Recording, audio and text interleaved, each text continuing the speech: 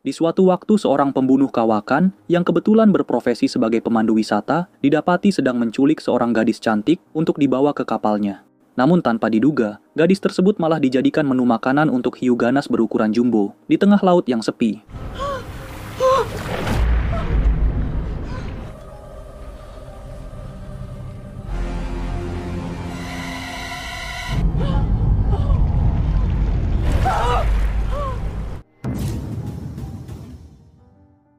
Kisah bertempat di negara Australia, di mana sepasang wisatawan bernama Greg dan Heather berencana untuk melihat hiu dari jarak dekat.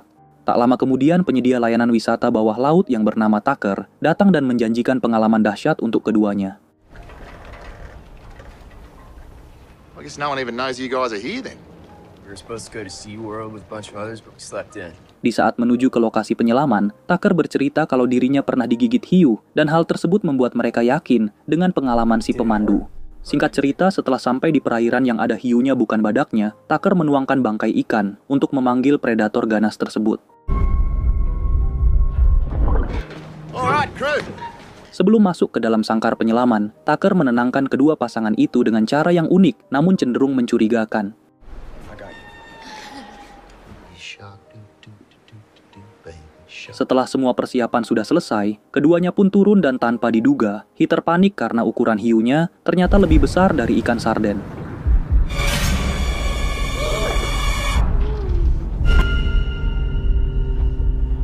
Untungnya, Greg mampu menenangkan Heather, sehingga keduanya pun bisa melanjutkan kegiatan ini yang sudah dibayar cukup mahal. Namun tanpa diduga setelah naik ke permukaan, Tucker tiba-tiba langsung menusuk Greg beberapa kali sebelum mendorongnya dari kapal. Singkat cerita di sisi lain, adegan beralih ke seorang peselancar wanita yang bernama Zephyr yang sedang mengutil es krim untuk berhemat.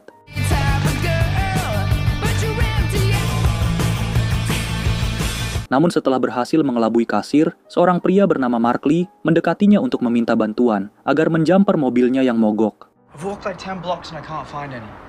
Just need to get to my car. I think the cashier might want to see that security footage. Karena diancam akan melaporkan pencuriannya, Zephyr akhirnya terpaksa membantu pria itu, yang ternyata memang orang baik dan memiliki pekerjaan mapan.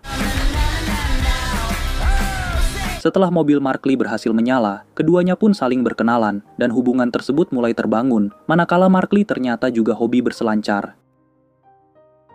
Di hari berikutnya setelah menghabiskan malam bersama, tanpa diduga Zephyr meninggalkan Markley yang baru saja membuatkan sarapan, sehingga Markley merasa dikhianati.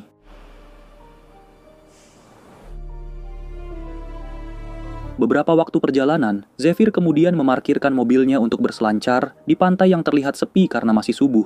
Namun sayangnya karena alat pengunci sirip untuk papan selancarnya hilang, ia pun bingung, dan saat melihat ada mobil lain yang terparkir, Zephyr akhirnya berniat meminjam alat tersebut. Tanpa diduga saat beraksi, Tucker muncul dan singkat cerita, ia dengan senang hati memberikan alat pengunci sirip pada wanita itu.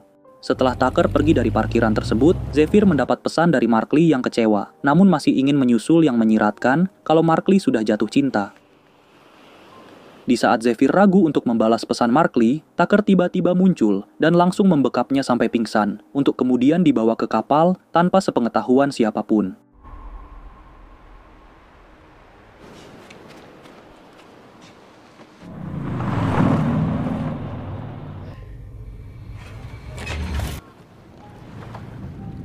Beberapa jam kemudian, Zephyr terbangun dengan tangan di borgol, dan yang paling membuatnya terkejut, ada wanita lain yang ternyata adalah Heather yang belum dieksekusi. Setelah Heather menceritakan perbuatan Tucker, Zephyr mulai panik dan berusaha untuk berteriak meminta pertolongan, tanpa mengetahui kalau dirinya sudah berada di tengah laut. No one can hear me. Sementara di sisi lain, Markley datang untuk menemui Zephyr dan akhirnya memutuskan untuk pulang ke rumah setelah mengira kalau Zephyr sedang tidur di dalam mobil.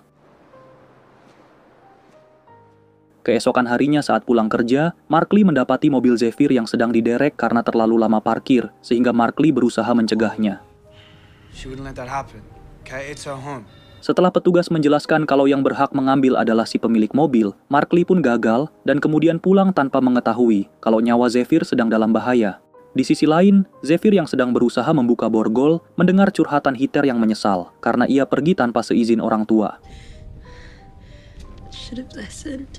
Mendengar curhatan tersebut, Zephyr pun ikut membagi kisahnya yang cukup menyedihkan, sehingga karena itulah dirinya memutuskan untuk hidup sendiri.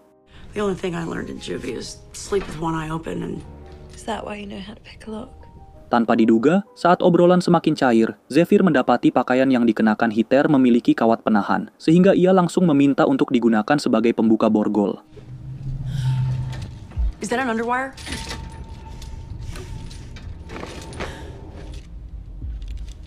Namun sebelum berhasil membukanya, Tucker tiba-tiba masuk dengan membawa makanan, yang membuat keduanya pun berusaha tenang, agar tidak terlihat mencurigakan. Di saat Tucker penasaran karena Heather menutupi tubuhnya dengan selimut, Zephyr langsung mengalihkan perhatiannya, sehingga aksi keduanya tampak aman.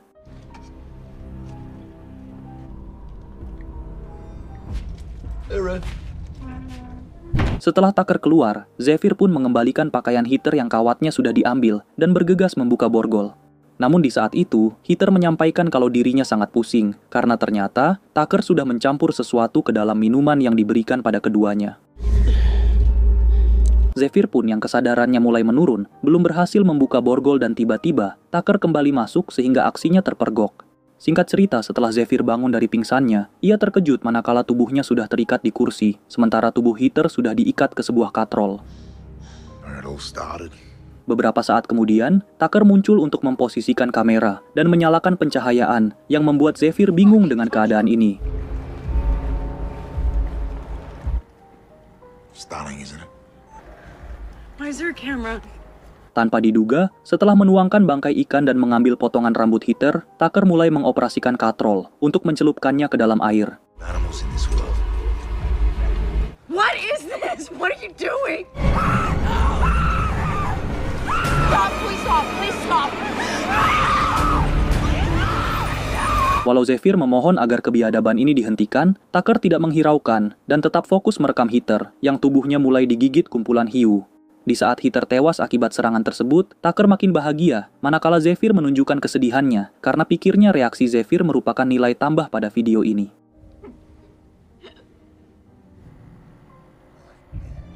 Setelah kembali mengurung Zephyr, Tucker berjoget karena merasa puas dengan aksinya, dan hal tersebut membuktikan kalau pria itu memiliki kelainan yang amat lain.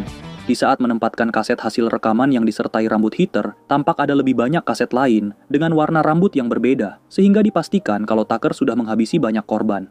Setelah menyiapkan kaset baru dan menulis nama Zephyr sebagai judulnya, kita diperlihatkan sebagian tubuh Heather yang masih tersisa.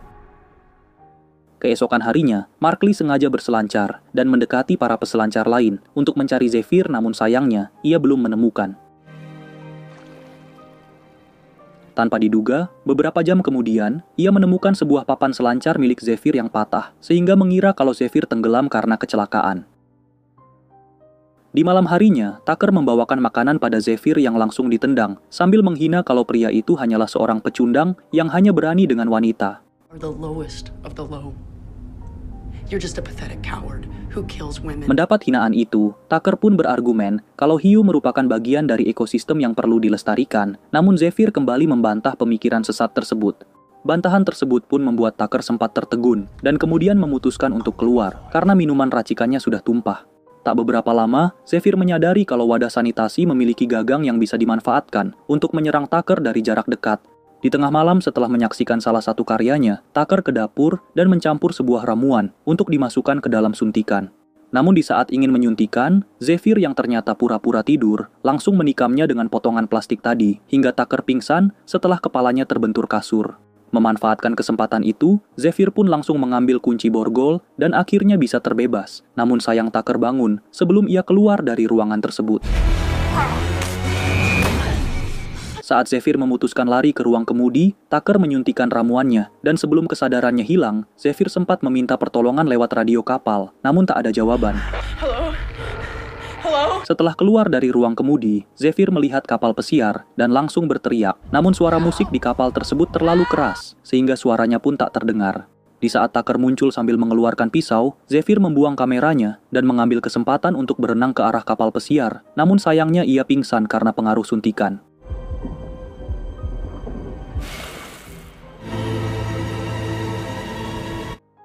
Keesokan harinya, berdasarkan laporan dari Markley, tim SAR mulai melakukan pencarian, dan setelah beberapa jam, tubuh Zephyr belum juga ditemukan. Saat berpikir di dalam mobil, ia membuka aplikasi CCTV yang disediakan untuk pengunjung dan berencana melihat histori aktivitas di tempat parkiran. Namun karena kameranya tidak mengarah ke parkiran, Markley hanya melihat sebuah mobil berwarna kuning yang melaju kencang dari arah Zephyr memarkirkan mobilnya. Setelah mendapatkan logo yang merupakan perusahaan Tucker, ia pun langsung menyelidiki perusahaan tersebut, karena Markley memerlukan tambahan petunjuk untuk menemukan Zephyr. Di sisi lain, Tucker yang kameranya rusak, memutuskan kembali ke darat untuk membeli kamera pengganti dan meninggalkan Zephyr yang sudah ditutup mulutnya, agar teriakannya tidak terdengar.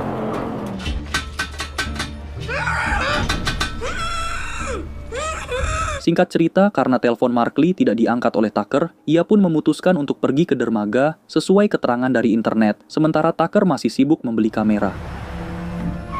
Markley yang sudah sampai di dermaga, memutuskan untuk menaiki kapal Tucker dan mulai mencari pemilik perusahaan ini, sementara Tucker terlihat sedang berkendara balik ke dermaga. Di saat mobilnya terjebak di kemacetan, Tucker melihat seorang turis wanita yang berjalan sendirian, dan kemudian tersirat untuk menjadikannya sebagai korban selanjutnya. Sementara Markley yang masih mengelilingi kapal, tanpa diduga mendengar ketukan besi yang mencurigakan, dan membuatnya memutuskan untuk memeriksa sumber suara. Setelah memecahkan kaca di ruang kemudi, ia mulai menuju sumber suara sambil memegang kail, hingga akhirnya menemukan Zephyr yang sedang terikat di kasur. Di saat Markley melepas lakbannya, Zephyr kagum dengan perjuangan Markley yang sudah mencarinya sampai ke sini, dan kemudian meminta agar segera menghubungi polisi sebelum si penculik kembali. Karena sinyal ponsel tidak ada di ruangan tersebut, Markley naik ke ruangan yang lebih tinggi sambil menekan nomor telepon polisi. Namun sayangnya Tucker sudah sampai sehingga ia pun langsung diserang. Walau sudah melawan dengan tinjunya, Markley kewalahan dengan kekuatan Tucker yang lebih besar darinya, yang kemudian menyebabkan ponselnya terlepas.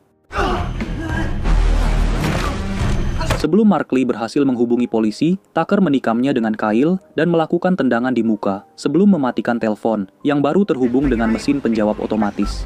Dengan memanfaatkan kantung belanja, Markley kemudian menghantam kepala Tucker sampai terjatuh hingga berhasil mencekik lehernya menggunakan gagang kail. Namun oncom saat Markley sebentar lagi akan membuatnya pingsan, orang dermaga yang kenal dengan Tucker masuk dan langsung menghantam kepalanya karena mengira kalau Markley adalah seorang pencuri. Tanpa diduga saat teriakan Zephyr terdengar, Tucker pun langsung menghabisinya dengan tusukan kail di kepala, setelah orang itu menyadari kalau Markley bukanlah penjahatnya. Singkat cerita, setelah menutup kembali ruangan Zephyr, Tucker memutuskan untuk berlayar ke area yang lebih dekat dari sebelumnya, karena ia belum sempat mengisi bahan bakar kapal. Beberapa waktu kemudian, Markley bangun dari pingsannya dengan tangan yang juga ikut diborgol, namun merasa senang karena Zephyr berada di sampingnya. Di saat obrolan semakin hangat dan membuat Zephyr luluh dengan perjuangan Markley, Tucker masuk untuk menyuntikkan ramuan pada keduanya. Setelah keduanya bangun di buritan kapal, Zephyr memohon agar Markley tidak dihabisi dan meminta agar dirinya saja yang dieksekusi. Namun Tucker tidak mempedulikan permintaan tersebut. Wait! No, he's not a tourist! Di saat Markley diangkat dan dicelupkan ke dalam air, Zephyr langsung meminta Markley untuk tidak bergerak, agar para hiu tidak tertarik menggigitnya. Don't you fucking move! Tucker yang sudah menyalakan kamera, terlihat kesal karena para hiu tidak terpancing untuk menyerang Markley, bahkan predator tersebut menjauh dari kapal. Mengira kalau Markley tidak jadi dieksekusi hari ini, tanpa diduga Tucker menusuk badannya beberapa kali, yang kemudian kembali menempatkannya ke dalam air dengan darah segar yang mengucur.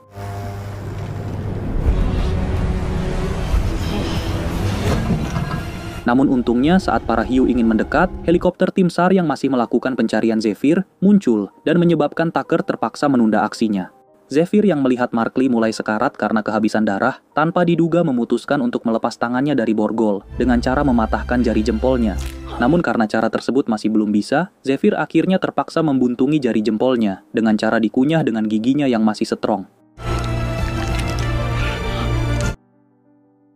Singkat cerita, pada malam hari, Tucker menyiapkan ramuan suntikannya dan kemudian masuk ke ruang penyekapan untuk melanjutkan eksekusi yang sebelumnya tertunda.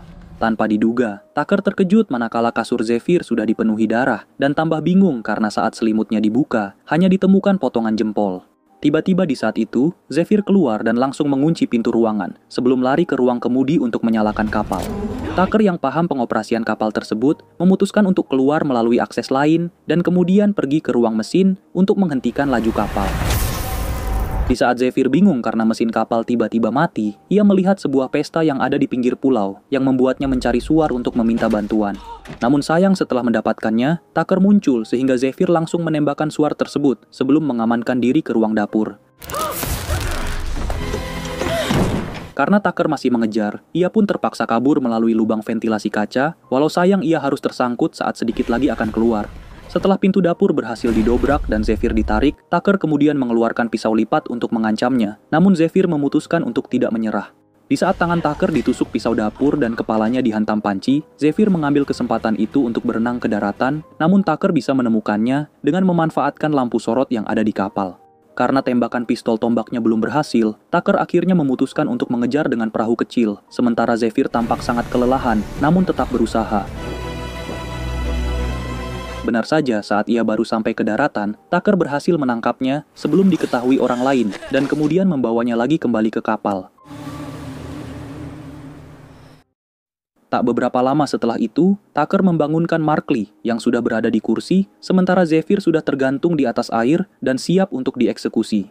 Setelah membangunkan Zephyr dari pingsannya, tanpa diduga seekor hiu putih madu muncul yang membuat Tucker langsung terkesima karena ia pun baru pertama kali melihatnya.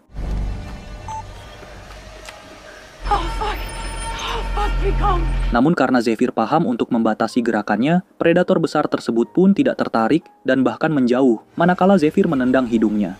Di saat muncul hiu lain yang berukuran lebih kecil, Tucker memutuskan untuk mengusirnya dengan tombak, namun tombaknya terjatuh sehingga Zephyr langsung mengambilnya. Sebelum hiu putih madu kembali mendekatinya, Zephyr keluar dari air dengan memanjat tombak yang dikaitkan ke katrol, sementara Markley hanya bisa menyemangatinya sebisa mungkin. Di saat pegangan Zephyr terlepas karena licin, Tucker makin sumringah merekam dan tanpa diduga, tali penahan Zephyr putus, yang menyebabkannya bisa menyelam untuk menjauh dari kapal. Sebelum Zephyr menyelam lebih jauh, hiu putih madu yang tadi muncul dan bergerak tepat ke arahnya, sehingga Zephyr pasrah dengan hidupnya, namun tetap yakin kalau hewan tersebut juga punya hati.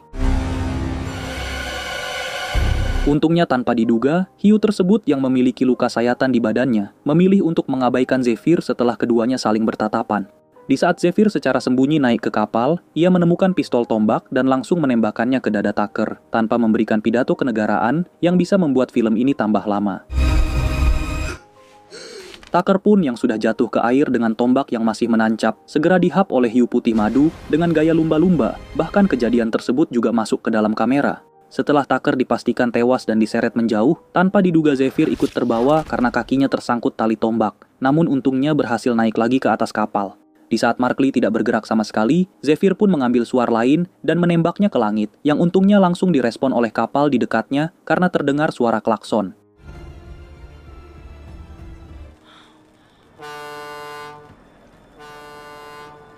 Sebelum kapal tersebut sampai, Zephyr berusaha membangunkan Markley dengan kata-kata romantis, yang oncomnya berhasil dan kemudian mereka pun tersenyum bahagia.